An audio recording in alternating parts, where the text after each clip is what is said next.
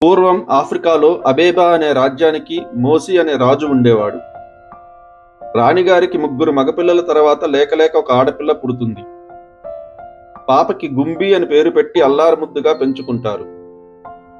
కొంతకాలానికి అన్నలు 3 ఒకరి తర్వాత ఒకరు పెళ్లిళ్లు చేసుకుంటారు. తర్వాత రాజుగారి వయసు పైబడిపోవటంతో రాజ్యం బాధ్యతలు కొడుకులకు అప్పగించి రాజసౌధానికి దూరంగా ఒక భవంతిలో నివాసం ఏర్పరచుకుంటాడు. కొడుకుల హయాం వచ్చాక వారి ఒక్కగానే ఒక్క చెల్లిని అపురూపంగా చూసుకోవటం మొదలు పెడతారు. చుట్టూ సేవకులు, అడుగుదీసి అడుగు వేయాలంటే నేలపై తివాచీలు, చిటికేస్తే ఏది కావాలంటే అది కాళ్ల దగ్గరికి చేరేటట్లు ఏర్పాట్లు. ఈ మితిమీరిన గారాబం ఆ 3 వదినలకి చాలా అసూయగా చిరాగ్గా ఉండేది. రాను రాను ఆ 3కి గుంబిపై అసూయ ద్వేషం పెరగసాగాయి. ఇదిలా ఉండగా ఒకనాడు అబేబా రాజధానికి దూరంగా ఉన్న ఊర్లను సామంతరాజులు లోబరుచుకుంటున్నారన్న వార్త వస్తుంది. అప్పుడు ఆ 3 అన్నదమ్ములు తమ సైన్యంతో అక్కడికి వెళ్లాలని నిశ్చయించుకొని వెళ్లే ముందు వాళ్ళ భార్యలను పిలిచి విషయం చెప్పి, మా చెల్లంటే మాకు ప్రాణం, మేమొచ్చే వరకు తనని మాలాగి అపురూపంగా చూసుకోమని చెప్పి వెళ్తారు. కానీ ఆ 3 వదినలు అంతఃపుర చెలికత్తెలను పిలిచి, మీరెప్పటినుంచో విశ్రాంతి కావాలని అడుగుతున్నారు కదా, మా భర్తలు లేనందున పెద్దగా పనుండదు కనుక వారు వచ్చే వరకు ఈ 4 రోజులు మీకు విశ్రాంతినిస్తున్నాం, మీరెళ్ళొచ్చు అని చెప్పి పనివారందరినీ పంపించేస్తారు. పనివారు లేరని చెప్పి తివాచీలపై తప్ప నేలపై నడవని, పంచభక్ష పరిమాణాలు తప్ప ఏమీ తినని గుంబీ చేత ఇంటి పని వంట పని చేపిస్తారు. మెత్తటి పట్టు పాన్పుపై మాత్రమే పడుకునే ఆమెని కటిక నేలపై పడుకోమంటారు.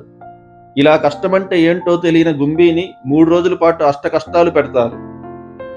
తమ భర్తలు తిరిగి వచ్చి విషయం తెలుసుకుంటే చంపేస్తారని భయపడిన ఆ 3 భార్యలు చాలాసేపు ఆలోచించి ఆ రోజు రాత్రి పడుకొని ఉన్న గుంబీ చేతులు కట్టేసి ఎంత బ్రతిమిలాడినా జరిగిన విషయం ఎవ్వరికీ చెప్పనని ఎన్ని ఒట్లు వేసినా వద్దు వద్దు అని కాళ్ళ వేళ్ళ పడినా వాళ్ళది నమ్మక దూరంగా ఒక అడవిలోకి తీసుకువెళ్లి వదిలేస్తారు.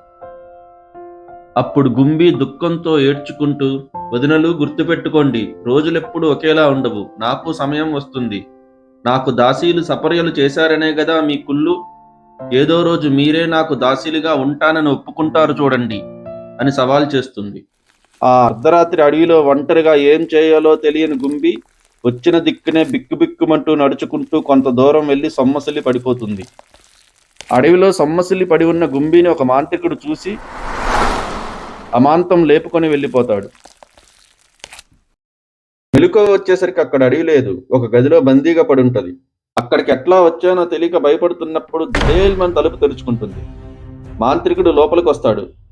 అతన్ని చూడగానే గుంబి గజగజ వణుకుతుంది. అతడు మాంత్రికుడేమో గాని వట్టి తిండి ఆవా. చూడు పిల్ల, భయపడకు, నువ్వు రోజు నా కోసం డేక్షాడు ఉగాలి, దాకడు నైమాచోమ, మూకుడు ముకీమో, కుండడు మొక్కజొన్న గంజి, లోటాడు పాయసం చేయాలి, పడుకున్నప్పుడు పాట పాడుతూ విసనకరతో విసురుతూ ఉండాలి. నువ్వట్లా చేసినంత కాలం నిన్నేమీ చేయను, లేదంటే నిన్ను నమిలి మింగేస్తా అంటాడు. గుంబీ చేయగలిగింది ఏమీ లేక సరేనంటుంది. అప్పట్నుంచి గుంబీ రోజు ఆ మాంత్రికుడు చెప్పినట్టే చేస్తుంది. డేక్షాలు వండలేక విసనకర్ర ఊపలేక కాళ్ళు చేతులు పీకుతూ ఉంటాయి. అదీ కాక వంట నచ్చకపోతే కొడతాడు. ఎవ్వరికీ చెప్పుకోలేక ఏమీ చేయలేక తనలో తానే కుమిలిపోతూ ఉంటుంది.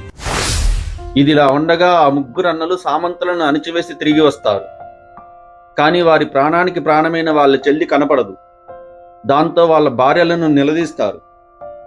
వాళ్ళు, మాకేం తెలుసు, మీ చెల్లెలు ఎవరినో ఒక భటుడిని ప్రేమించిందంట, మీకు గాని తెలిస్తే చచ్చినా పెళ్లి చేయరని ఒకరోజు రాత్రి ఎవ్వరికీ కనపడకుండా ఆ భటుడిని పెళ్లి చేసుకుని ఊరు విడిచి పారిపోయింది, మాకెవ్వరికీ ఒక్క మాట కూడా చెప్పలేదు అంటారు.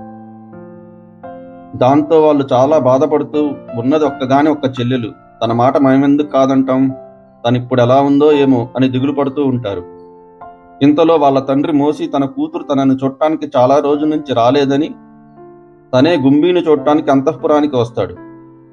విషయం తెలుసుకున్న మోసి కొడుకులను ఉద్దేశించి, ఏంటి చేతగాని వాళ్ళలా అలా చూస్తున్నారు, భటులను తీసుకొని తలా ఒక దిక్కుకు వెళ్ళి వెతకండి, పొండి అని గద్దిస్తాడు. వాళ్ళు తమ తండ్రి చెప్పినట్లే భటులను తీసుకుని 3 దిక్కులకు చెల్లిని వెతుక్కుంటూ బయలుదేరతారు. ఈ విషయం చుట్టుపక్కలున్న సామంతరాజులందరికీ తెలిసిపోతుంది. ఇదే మంచి అవకాశమని అందరూ కలిసికట్టుగా అబేబా రాజ్యంపై దండయాత్రకు వస్తారు. ఈ సమయంలో వాళ్లతో పోరాడి గెలవలేమన్న విషయం తెలిసిన మోసి వాళ్ళకి దొరకకుండా తన భార్య కోడళ్లతో కలిసి అక్కడి నుంచి పారిపోతాడు. కొడుకులు ఎక్కడెక్కడున్నా తిరిగి రాలేరు. తల్లిదండ్రులు కోడళ్లతో కలిసి ఒక మారుమూల గ్రామంలో కట్టెలు కొట్టుకుంటూ బ్రతుకుతూ ఉంటారు. కూతురు అడవిలో ఒక మాంత్రికుడి దగ్గర బాధలు పడుతూ ఉంటది. అబేబా రాజకుటుంబం చిందరవందరైపోయింది. కొన్ని నెలల తర్వాత కైసీ రాజ్యపు యువరాజు సిబాండా వేటకని ఆ అడవికి వస్తాడు. కైసీ ఆ అడవికి ఆనుకొని ఉన్న అతిపెద్ద రాజ్యం. అడవిలో వేటాడుతూ తిరుగుతుండగా అతనికి రుచికరమైన వంటకాల ఘుమఘుమ వాసనలు వస్తాయి. దగ్గరలో ఎవరో వంట వండుతున్నారనిపించి అటుగా వెళ్తాడు.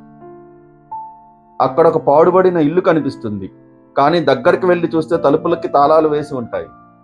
మరి వాసనలు ఎక్కడి నుంచి వస్తున్నాయో అర్థం కాదు. ఇంటి చుట్టూ తిరుగుతాడు. ఒక కిటికీలోంచి పొగరవ్వటం కనిపిస్తుంది. లోపలెవరో వంట వండుతున్నారని ఇంటిపైకి ఎక్కి లోపలికి తొంగి చూస్తాడు. లోపల ఒక అందమైన యువతి వంట చేస్తూ కనిపిస్తుంది. ఏయ్, ఎవరు నువ్వు? ఇక్కడేం చేస్తున్నావు అని అడుగుతాడు. గుంబి ఉలిక్కి పడుతుంది.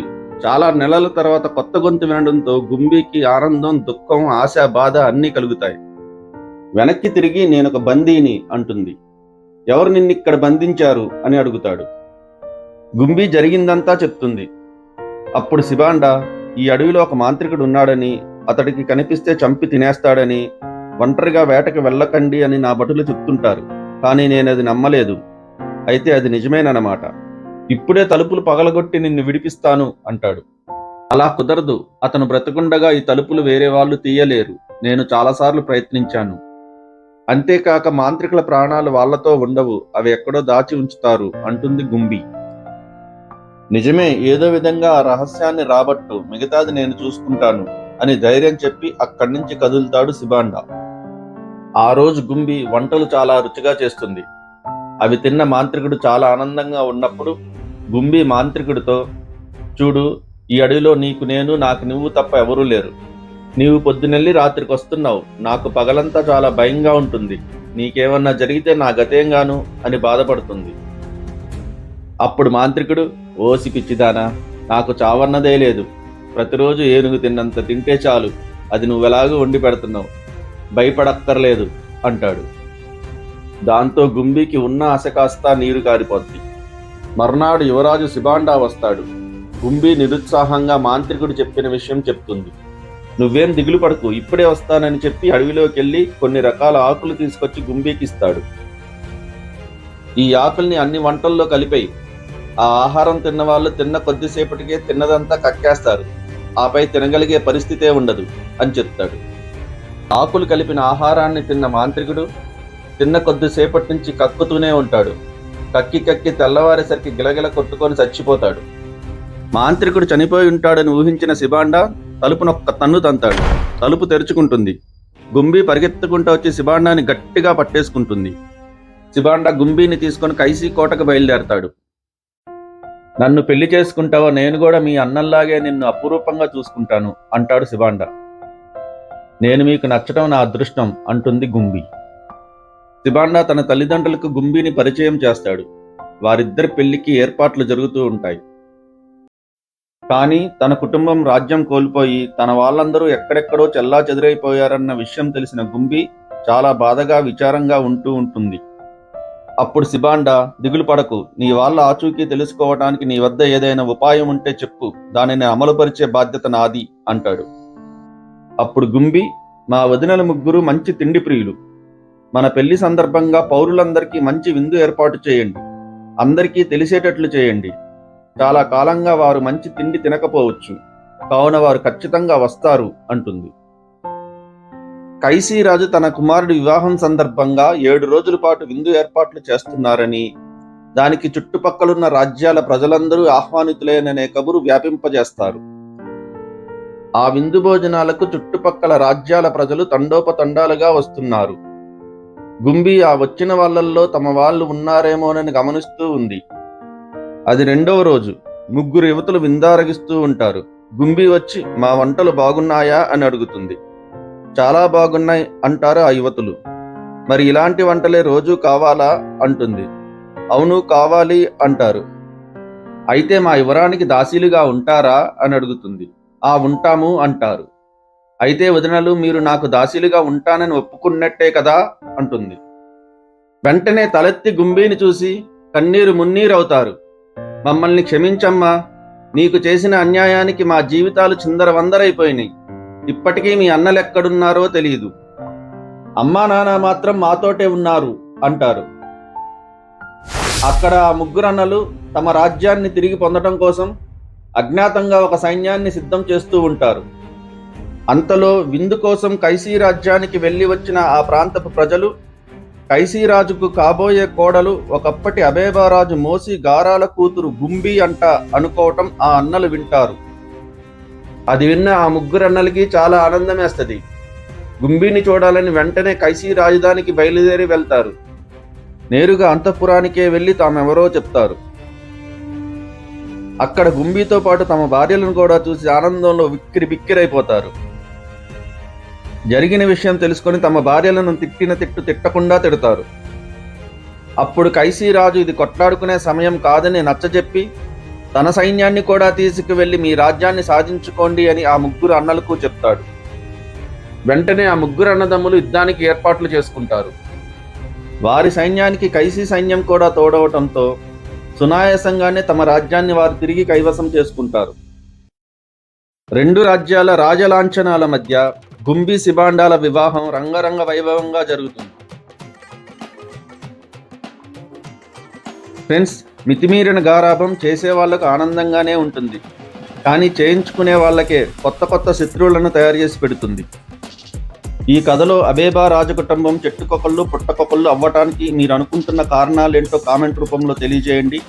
వీడియో నచ్చితే లైక్ చేయండి, షేర్ చేయండి. Thank you for watching.